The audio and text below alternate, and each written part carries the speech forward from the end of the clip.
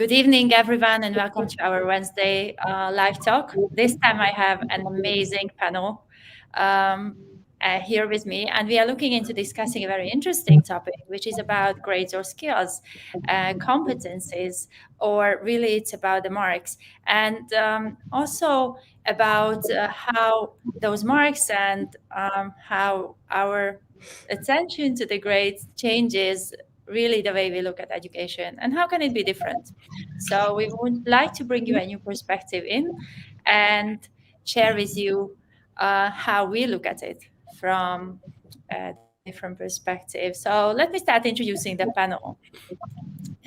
You might have already seen Karen.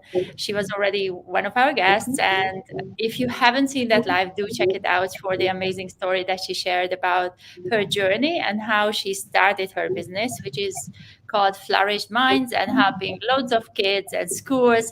And it's very successful in the UK, a real inspiration to many. So it's a pleasure to have you here, Karen. Thank you. And Flourished Minds as well. Um, Reenu is one amazing part and treasure and pearl of race. Reenu is very hard to describe in a few words because she has so much experience and so many fields where she has expertise in.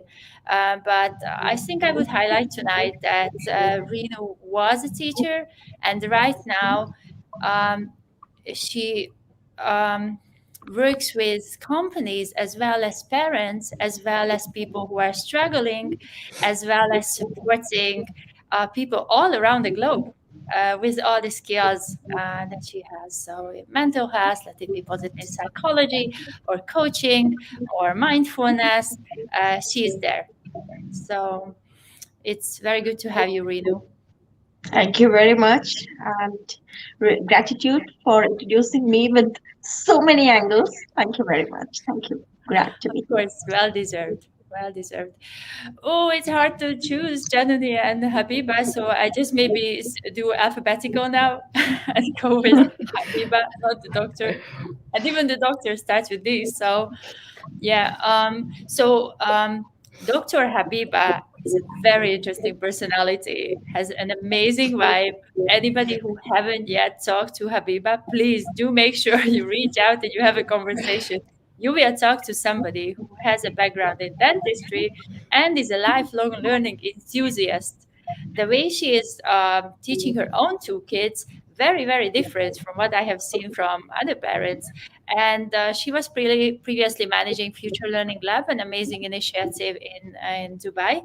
And now she continues with bringing that kind of lifelong learning approach into the everyday life with her kids. So I do get inspired every single time I talk to you, Habibah, and I always Oh, find so much alignment between the two of us and how we look at education and how it needs to change, reimagined, and transformed. So it's also a pleasure to have you here Thank you tonight. for inviting me. And the biggest thank you go to somebody who is like 9.5 hours from us, from Dubai, from San Francisco, joining us for the second time, supporting Grace in the background a lot. And also somebody who wants to help parents. I think you are also, Janani, using your own experience and what you went through to bring in, to build it into your practice and to build it into your business.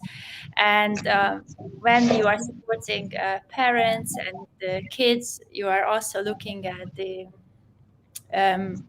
holistic parts of it. I think like Habibah, and I think what you mentioned just before we started the live talk was that you always started mental and emotional health. That's the foundation, and on this foundation, then you can look into the academics.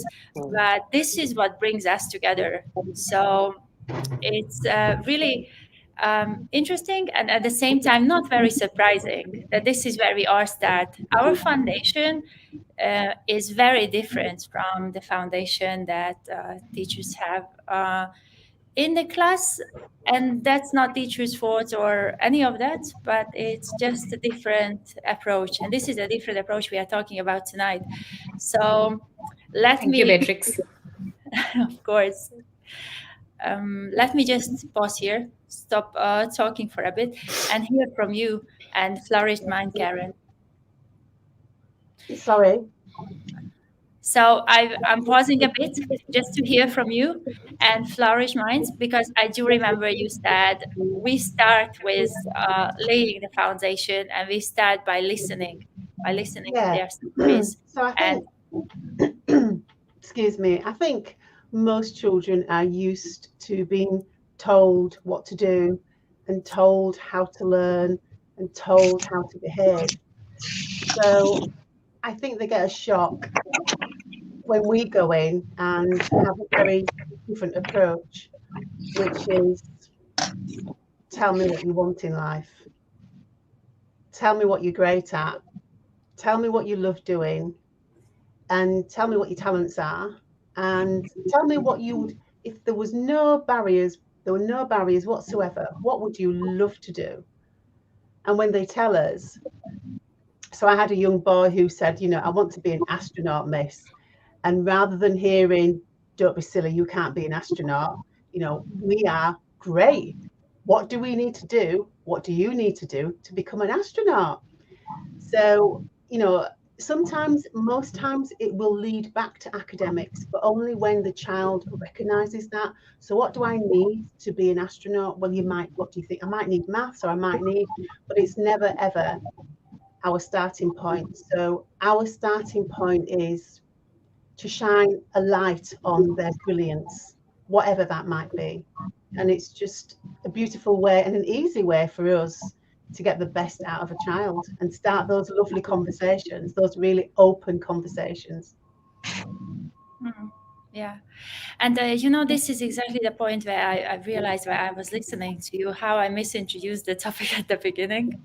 So it especially becomes a challenge and an issue when it's low grades, and expectations are very different. Hence, the start is very different. So I see you also nodding out there. So what is it that you have experienced, Reenu? I know you work with parents and kids. What is the common approach that people take when it's when it's not really well performing, not a high performing child, and maybe even a special needs a student or child? Um, what approach do parents take and teachers take? Well, I think the general approach is that they want their children to achieve the highest grades they can. There is a lot of comparing. If your peers are doing this, then this is what you should be doing. At your stage in school, at your level, you should be achieving this. And I think there's a lot of trying to get every child to fit into this square box of where they should be and how they should be. And all we see really is that adding a lot of pressure to our young people. And it's a difficult one for us because we have a lot of sympathy with teachers, because their role, I would not like to be a teacher right now. They are under so much pressure. And I think I always say this, that depending on what you measure will affect how people behave. So because schools are measured on academic grades and academic outcomes, they behave a certain way. And we had a conversation that said, imagine if they were measured on kindness and compassion and happiness, they would behave a different way. And what our children would be expected to achieve and what success would look like would be very different. So, Karen, building on what you are saying, I would like to ask Reenu, because you have the mindfulness, and you deal a lot with people who have anxiety and stress, and sometimes early symptoms of depression. Is it linked in any way to I would say the low grades academics at school, but guess what? I can also see how they carry on and they bring it to work, and the scale, how you are evaluated at work, also that anxiety continues to stay with them. But I'm curious to hear what you think about this. Thank you very much. So, I'm sure everybody will agree with me that our world is focused on success and ambition. That is what is running the world in present times. And after COVID and things are getting better, people are running more and more. So high expectations often are basically a form of trying to control both the outcomes and the people both. So are we trying to do that? Some point high expectations become an anchor, not an engine, and that is where the problem starts. So as like that is where the children start feeling the pressure and the weight of the expectations. So what I see, it is most of the time practical thing, unknowingly, because everybody is rushing around, the parents start uh, passing on what they expect without even using the words, with their mannerisms, with their talks, with their eyes, body language. And children are the most sensitive beings, we all know. Mm.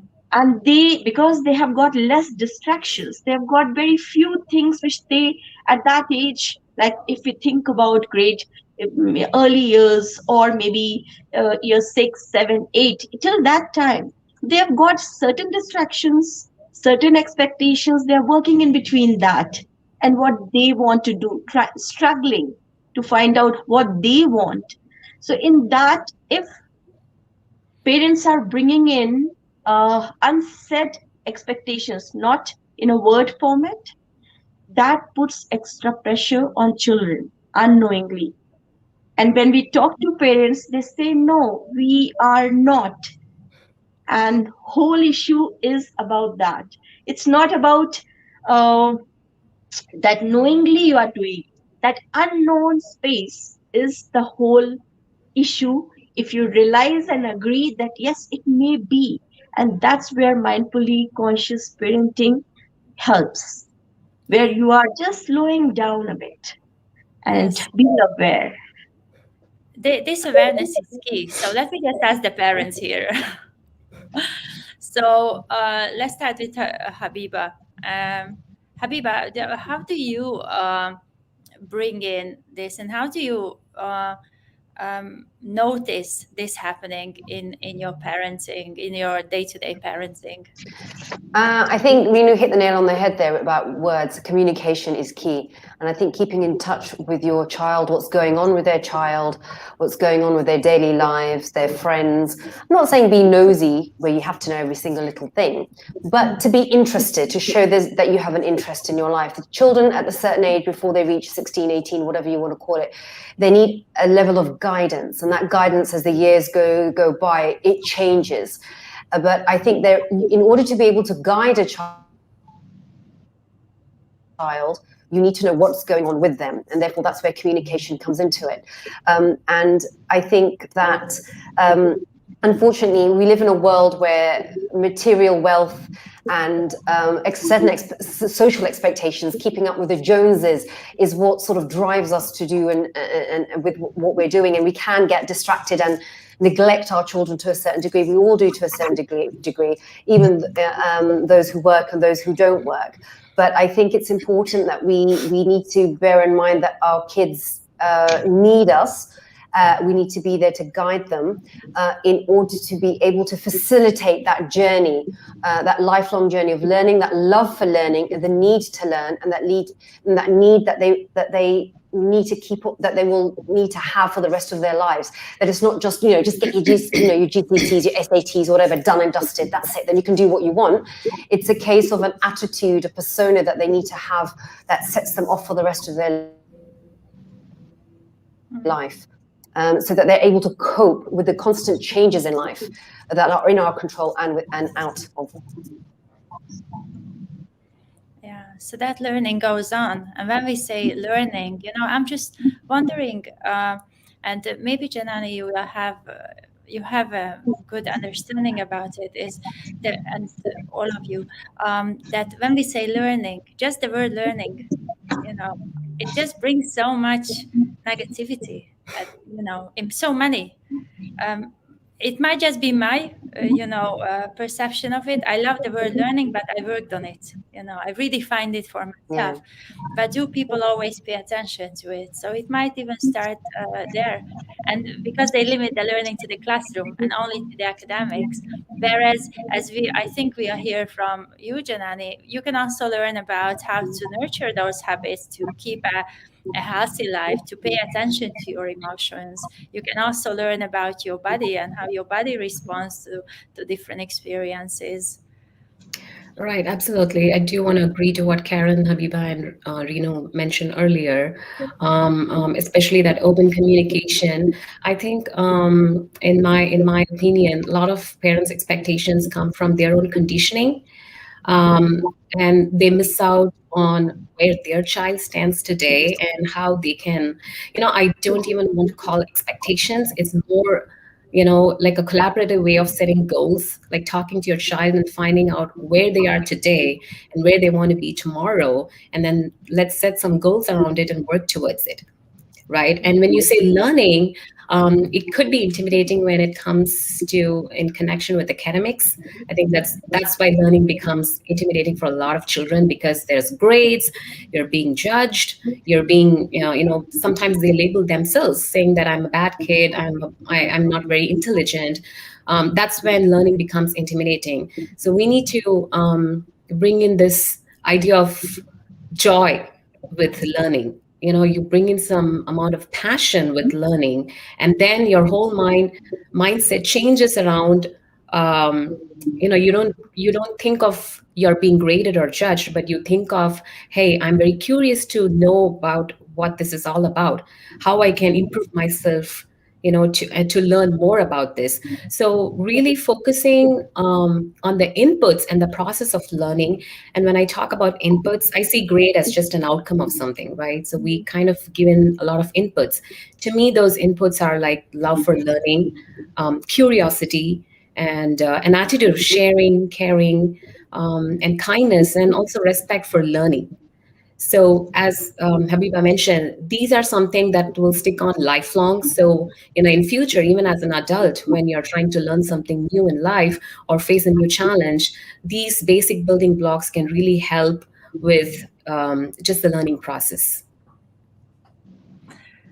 Yeah, I disappeared for a moment. Apologies for that, but I did hear everything you said, Janani.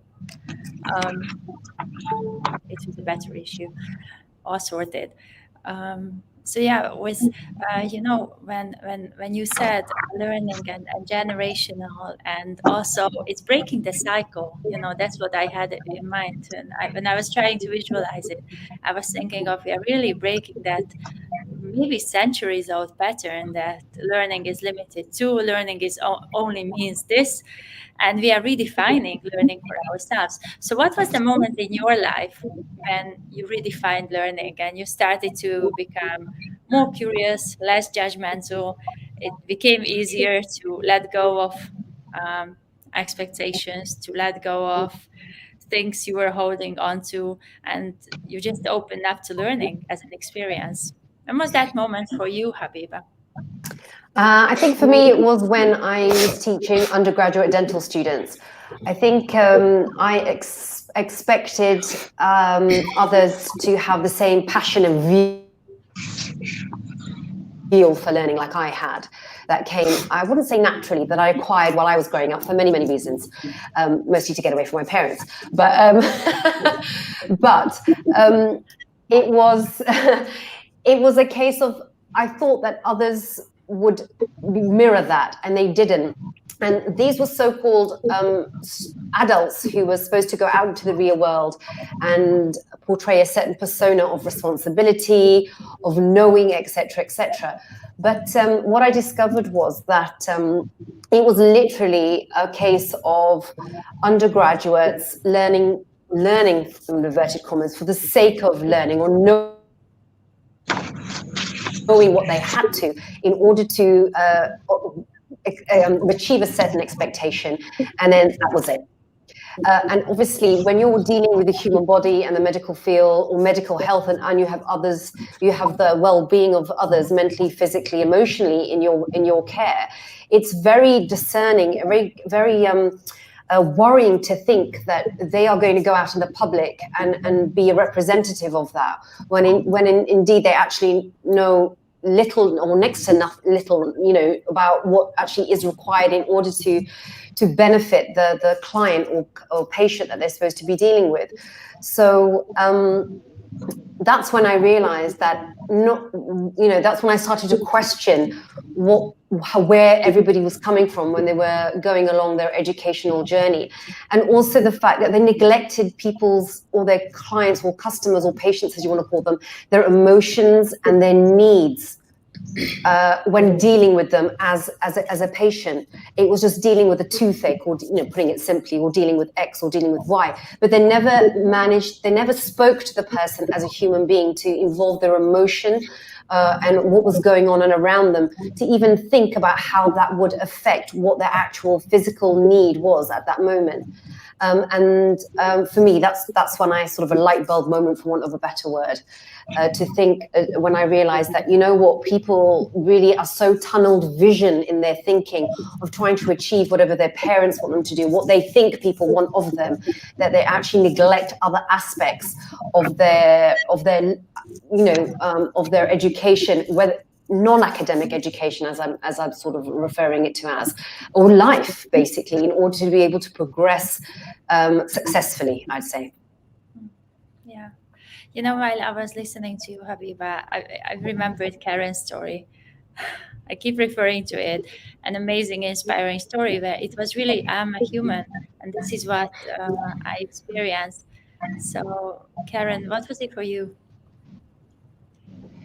I think I started, my love for learning started when I was learning something that I loved. And there was a goal. So it really started when in my corporate job, I worked in housing.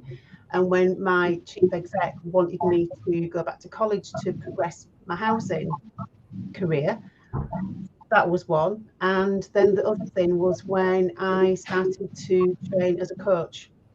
So it was about there was an end goal for it. It was something I loved. And interestingly, I've seen that so obviously in my daughter. So my daughter's 16, so she's gone through the whole of school up to year 11, doing some subjects that she absolutely hated. And my advice was, don't revise them. I was like, don't even go to the exam. Don't bother. I'm not bothered.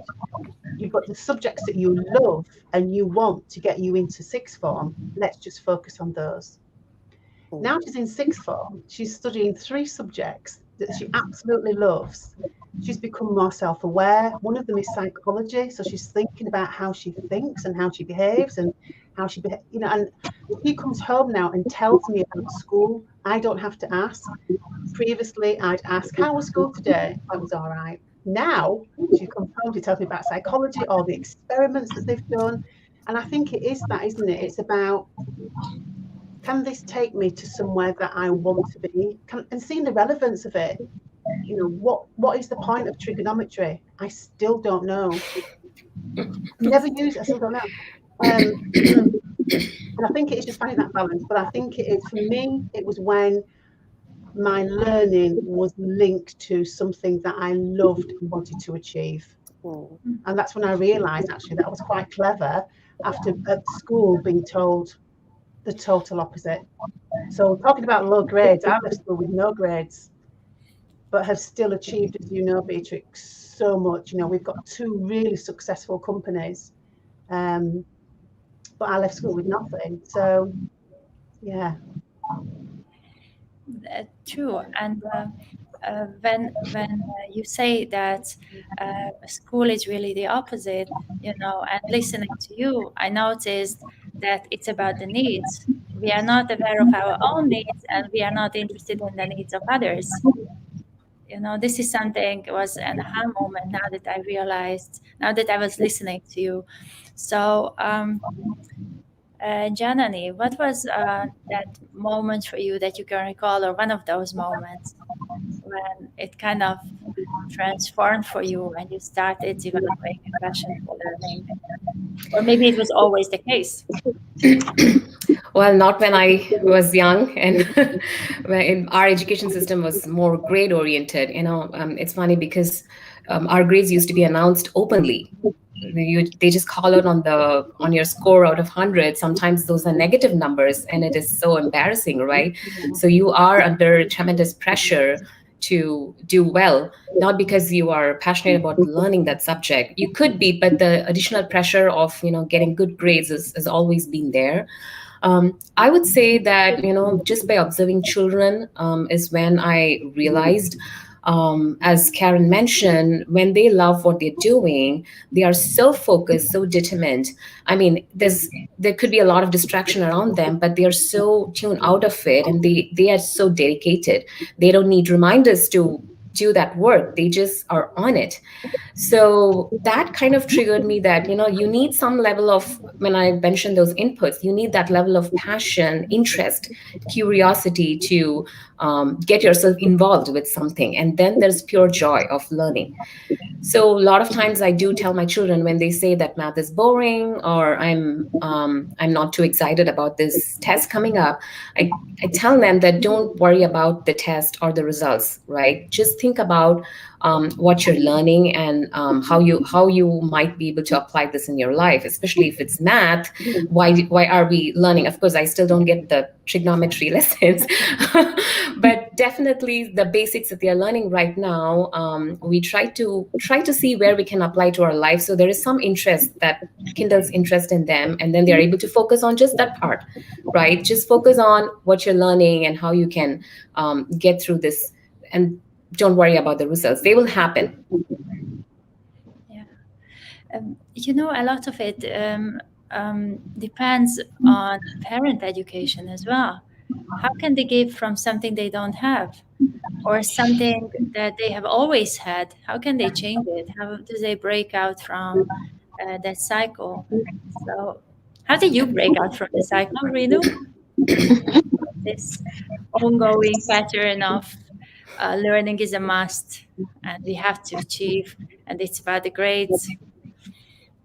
So, after hearing all these beautiful anecdotes and everything, whatever everybody's saying, while agreeing with everything, because for me, learning has never been a expectation or force. Because I remember, like when I was 6, 7, 8, I spent a lot of time with my grandparents, and my grandfather in the night when we used to lie down in the open sky, he used to tell all about the stars and constellations. It was such a beautiful way of teaching, which I still remember, aging so much. And he used to take me to the gardens and all the different butterflies and plants and flora. I still remember, without even learning, just once maybe, or maybe 2 times, he must have reminded that, okay, you remember this purple color flower? Which one is this? So that learning started in that way. I mean, I've carried it on. If you see my career, like later on, so I did my psychology in my graduation, and then later on, I decided that I want to learn about environment. So my parents said, okay, whatever you want to do. I went into environmental management, and the like it was completely different line. But still, they've never said. Then I did my B.Ed because I wanted to do. They said, why you are doing if you don't want to be a teacher? I said, no, I want to learn how it is done. So in my life, learning was what I wanted to do. And I got a chance to do, and I did it with my all, whatever I had. Until now, I'm learning everything. Every year, I just see that what I can learn more. And I feel, because I've got that chance of choosing, and nobody forced me, nobody expected of me that I want to do this. Mm. So when I went for yoga, like just 3 years back, I wanted to do yoga. I wanted to start, and I wanted to do 300 hours, and then I wanted to do 500 hours. My husband was like, "Why you want to do? Do you want to become a teacher, or do you want to go?" Like I said, "No, because I'm learning so much about my body, my mind, how it is connected, how it can help others if they don't know about how to heal yourself." So if learning is coming to you in that way, it never stops and you keep on doing. It's an ongoing process. The only problem is when that rush to be successful, rush to be achieving certain positions, Then the cutout list for the universities, that you should have that many grades and percentages, that when only you will be able to get the admission. All these expectations are coming from where? The societies. So if we can start from the very basic, with the parents or with the educators, with the policy makers in education, to realize that everybody can't be having that many percentages to get into that university. Maybe it's not their laws, it's the university's laws, that some person who's having creative acumen but not being able to get the admission because of their cutout lists. So sorry, I just get into that. Too much of passion comes in me when I talk about education. So sorry for that, and I will stop here. Thank you. Absolutely. Thank you so much. And Marie, I want to say hi to you and thank you for joining us. And Marie did say it was really beautiful. And also that she's saying that building a good connection with their learning. So it is something that you very beautifully illustrated, Reenu. All we have to do, just get out of the way of learning, and it happens. It doesn't have to be over theoretical. It doesn't have to be like super complicated. It can be just as simple as going out to nature and learning about what surrounds us and learning about ourselves. Now, one I want to go on with this conversation a little bit using the Corona experience and the COVID experience. It was a big chance for parents to try their hands in homeschooling. Schools were not open. It still is in some countries. Probably it was a freaking out experience to many. And some parents are really happy that schools reopened and more they are having more gratitude in their hearts that teachers are welcoming their kids. Um, what are you observing? What are you noticing about how it's changing, how it's transforming the educational landscape? And I won't specify this question because I'm really curious in what are you noticing. Same question for you, Mari. Let us know. And let's start with Karen now. Um, well, I just didn't get into homeschooling. I just told my daughter I'm not a teacher. And we had lots of parents coming to us saying, I'm really struggling to teach because now I'm teaching, I'm working, I'm doing housework, I'm doing everything. And we just said, just let your children do whatever they can do, and maybe not what the schools want you to hear. But my daughter, for example, she would come to me and say, Mum, I can't learn online. That's not how I learn. And I'm like, just pick up what you can, and everybody's in this situation. And what that means is schools are going to have to change, universities will have to change, employers will have to think differently about things. And I think that's what's happened, that people have actually, to some degree, become a little bit kinder about expectations of our children, which should have come, a lot earlier. There has been a bit more gratitude to teachers when parents have realised what's involved. Like, oh my God, I love your teacher. Go to school. But I think that what we have noticed is there is much more of a focus on children's well-being, and we're seeing this more in schools. Not enough, but we are seeing more. And I think again that's really important, because we always say that unhappy children can't learn. If your kid is struggling with something, they've got emotional stuff going on, they can't focus and they can't learn. So, and I think, again, with the work we do, more and more schools are seeing that. They'll send children to us and say, they don't speak, they never talk, so you'll struggle with this one. And at the end of the session, they'll say to us, what happened? And I said, they never shut up.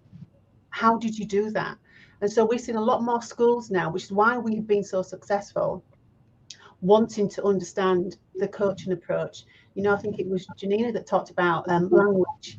We talk to teachers about just changing the way you speak, just changing the language that you use, changing your mindset, being kinder, being a bit more compassionate. So that's what we're seeing more of. As I said, there's still a long way to go, but it's certainly what's helped us to be as in demand as we are at the moment, because people just want to understand how we're managing to engage with young people who social workers, teachers, parents have tried with and struggled with.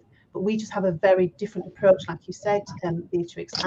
We have a fresher, different approach to how we work with young people, and they love it. Yeah. You know, Karen, you just reminded me how this very academic, focused approach goes and filters or used to theater. Let me just use used to theater and be very optimistic. The teacher training programs, where you are taught about the different approaches, the theory, the psychology, the different approaches in the history of education. And do you ever talk about your body language and the tone of your voice, kindness, compassion, values, virtues, strengths, talents? Mm, so it's really a straight line that I see in front of myself, where we have the school, then we have the teacher training, for example, in life of a teacher, yeah, and entering the classroom just to continue and being forced to be back into that same box and that teacher was a student. So, Janani, what did you notice throughout? Um, Um, I don't know if I can use past or present tense. I'm still hesitating, but this experience is definitely transforming something in the way education operates. So this brings out the question. Absolutely. Just like how Karen mentioned that her daughter said she can't do any more online schooling. My son told me if this year if it's going to be online, then I'm not doing any schooling. I would rather just stay home. It was mentally and emotionally draining. I could tell that. And what I really did, and I would encourage more parents to do, is to really be open with communicating with the teachers, actually. So there have been days where my children just couldn't get through the day, and instead of pushing them to, hey, you just have to be in your classroom and this is what you need to do, I just had to go talk to the teacher that this is what is happening. He's emotionally not able to get back in shape and be sit in front of the computer. So having that open communication with the teachers really helps in letting them know what's happening back home. And also, I think even for parents, we should be cognizant that even teachers are emotionally, mentally drained through this process. It's not very easy for them to do online class, and you don't have every kid showing their face on the video camera, and they are doing their own stuff under the table. So it's very hard for teachers to manage so many children through the online system. So it's totally understandable. Definitely, the change that I brought is to have more open communication with the teachers and with children as well. Just every day talk to them about how they're doing mentally and emotionally, rather than what did you do in school, what did you learn in math, what did you learn in English. That's there, but you also want to check in terms of how they're doing overall in terms of their well-being. Yeah. Mm. You know, Janani, there is a book I started reading, The History of Humankind, and take humankind into two words, the kind Mhm. part of humanity. And it starts by talking about Second World War and England being bombed, and people were more compassionate than ever. And they just couldn't believe it. How is it happening? How is it even possible? And I'm not saying it's war now, but I would say a very difficult situation that we are trying to transition out of. And then, as Karen said, why to wait so much to be compassionate?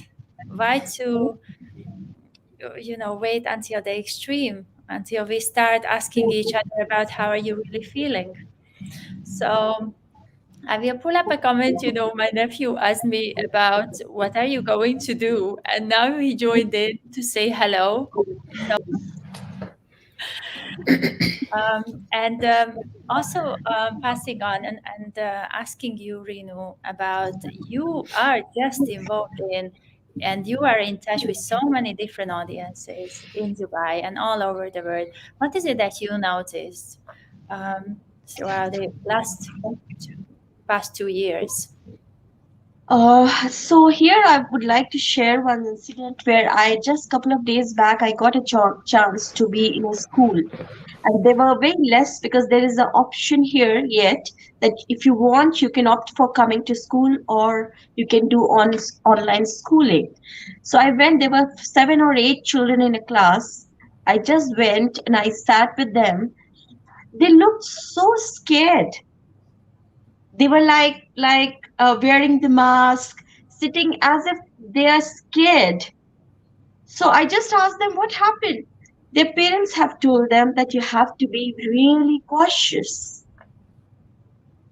So imagine a child scared, fearful, sitting with the mask, and then you think about a teacher who is doing at the same time those 7, 8 children and online. Now imagine the situation, what sort of learning and what is going on in that child's mind who's sitting here, and what is going on in that teacher's situation and mind. So, are we just doing our work, or we really want learning or some things to change? The situation is really critical. If you really, like, as Karen was saying, that if it is going to be online, I don't want to go, her daughter said. And if the children are going, then what is the situation? Are they free? Are they sitting normally and ready to receive? So we need to have something done for their mental well-being. Maybe the school should have some sessions initially that it's okay, relax, to calming them down, that we are restarting, things have happened, but maybe a few sessions on that will bring them to a little bit ease, and then getting ahead with whatever. So, if we see the reality and when we talk about it, sometimes they become a little far.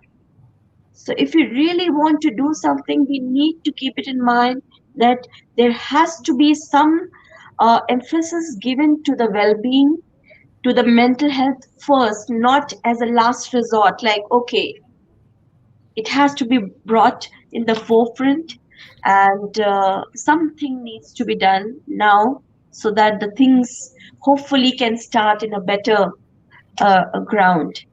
Yeah. And parents as it is are always more fearful, but they don't know how to keep their children in, because they have done enough in last 2 years, and now they want them to go out because they feel that they have got the learning has not happened, the growth is not happening mentally, and they are not teachers, so they can't give in that much of time. So we need to look deeper into all these issues related to even teachers well-being, mental well-being of students and children, and the parents as well. Yes, thank you. Yes. Thank you for sharing that story in the classroom. It is a very different reality now, and the transition out of virtual reality or going into the hybrid learning does make it more diverse, maybe more colorful, but not sure if colorful is the right word to be used. Habibah, you have been homeschooling your kids, and they have, or they go to school during this time.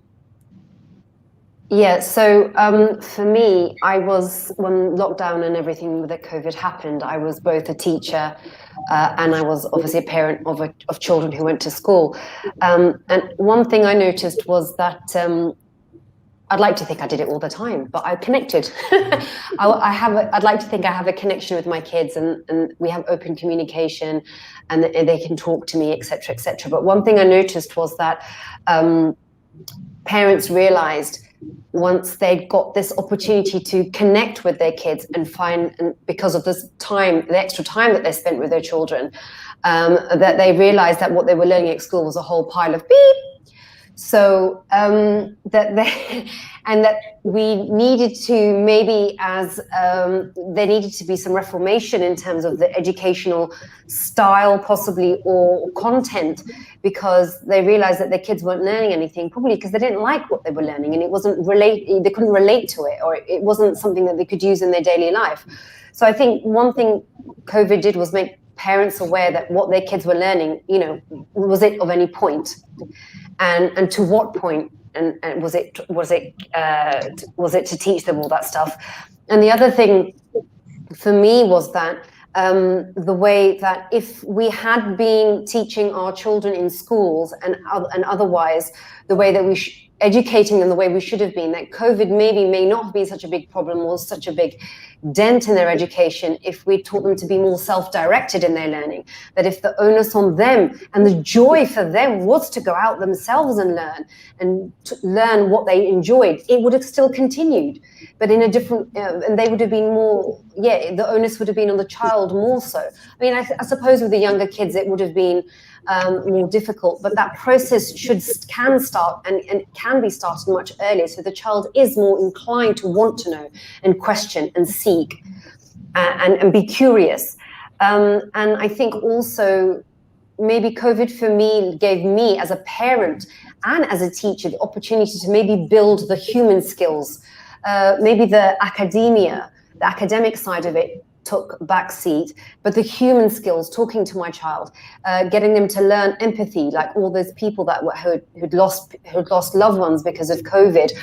What does COVID mean? And all the social contact that had been obliterated. So, for want of a better word, putting it quite bluntly, what does that mean for us and the consequences of that? So the social skills, the other aspects of education, of learning, I think also came to the forefront, that people lacked empathy, they lacked emotional intelligence. Not only children, I think adults did as well.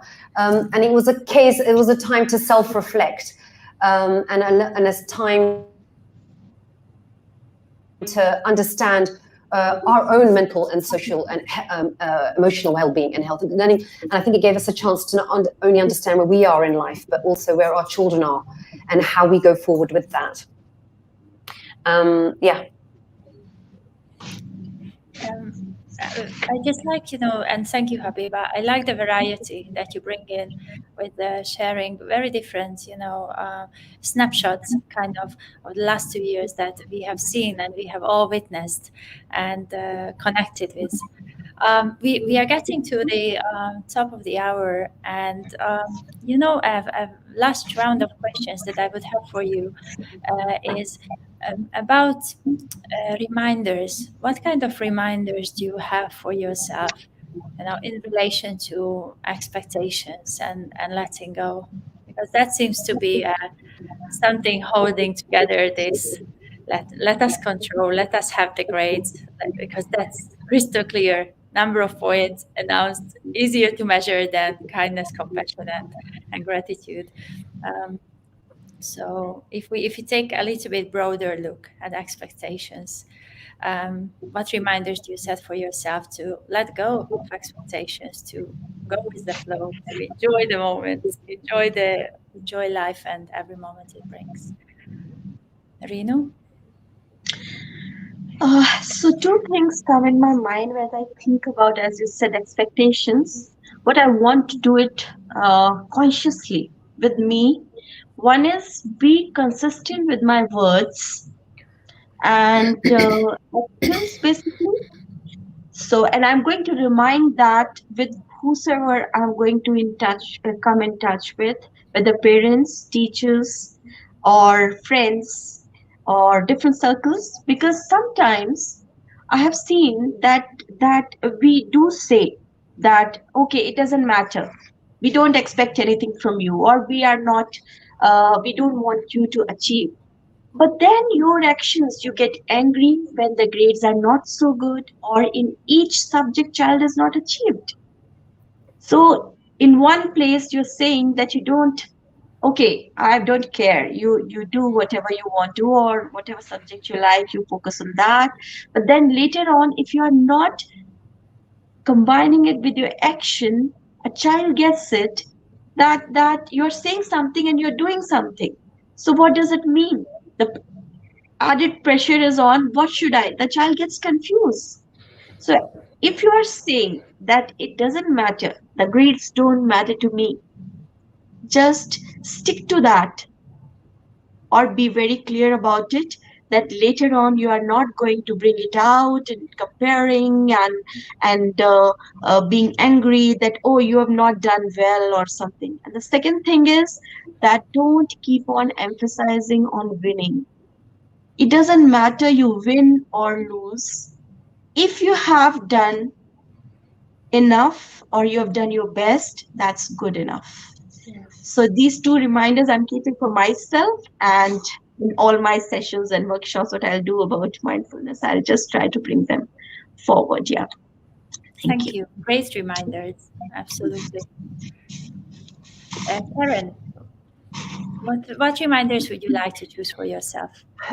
Well, my greatest reminder is that despite the fact that, I have now been to university and I've got a university degree, I am a qualified accredited coach after leaving school with absolutely nothing. That my reminder is that no, not one school, college, university, anywhere that we've been as a company has ever asked me for my qualifications. Ever. They've never asked to see my certificates. They've asked about safeguarding, and they've asked about, I don't know if you call them DBSs, your police checks, but no one's ever said to me, can I see your certificates, please? Why they've asked us back is because of the impact we have made in their school, college, or university to those children. And when I talk to children, we talk about, what difference can you make with your skills? So let's not start, that's why we don't start with academics, but how can you make a difference? And my qualifications are a personal achievement to me. I'm really glad I've got them. I still value them. I still look at them and go, oh my God, I can't believe I've even done that. But they're not the be all. I got my GCSEs when I was 52 years old. It's never too late. That's the other reminder. I did everything back to front. I went to university at 36. I got my GCSEs at 52. I started my companies in my 50s. So everything wrong way around. There is no set, linear, straight line to success. And even what does success mean? But I've got quite a few reminders. But the main one is about my qualifications. No one wants to see them. They just want to know, what difference can you make to our school? Yes, amazing. That's a great reminder.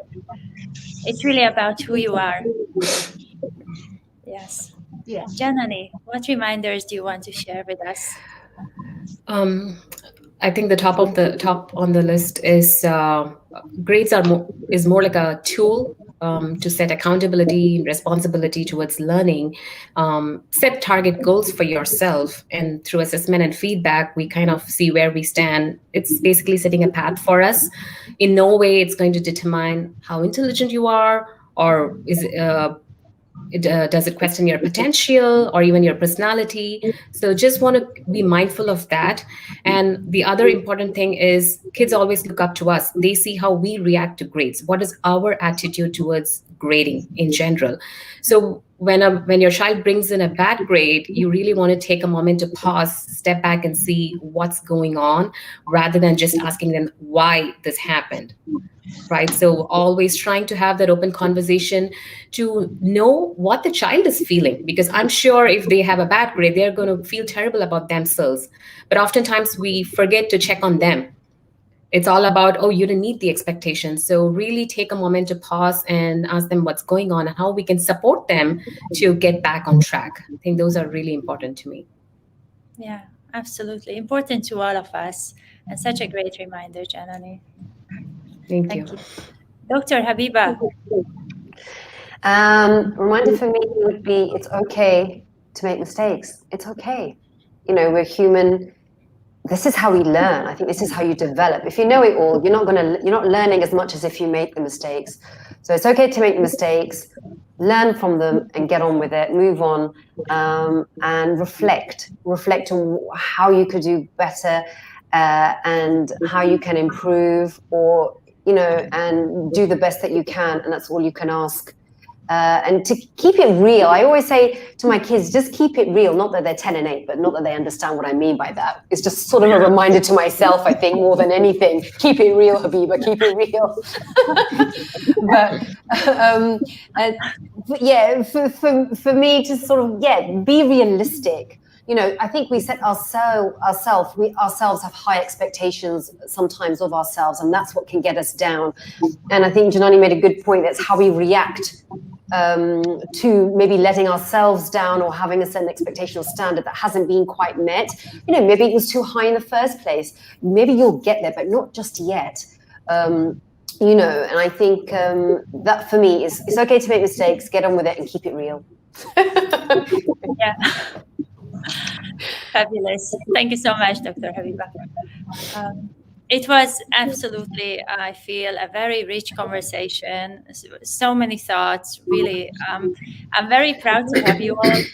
I'm really feeling you are a super great blessing to your community, to your family, to the environment where you are in. And I feel very privileged to know you and to connect with you and to learn about your opinion, your insights, your stories, because it really, really keeps it real, as Avima said, and it really makes it possible to see that these are real cases, real stories. It can happen, and it can happen in my life as well if I want. So, absolutely phenomenal, you all are. And thank you so much for joining this panel discussion. And thank you for sharing a lot and supporting race, of course. Big, big thank you for that. We really feel blessed to have you all with us. Thank you, Beatrix. Same to you. You've always been a great host, and 1 hour just passed by, so you really got us together. Thank you. Yeah. Thank you Thanks very to much. you all. Big, big gratitude. And everyone out there, if you're checking out this video somewhere between this Wednesday and next Wednesday or any other day, then we are going to have Wednesday talks in the coming weeks as well. So tune in. Next week it's in Arabic. So see you there, maybe. Bye bye. All right. Bye.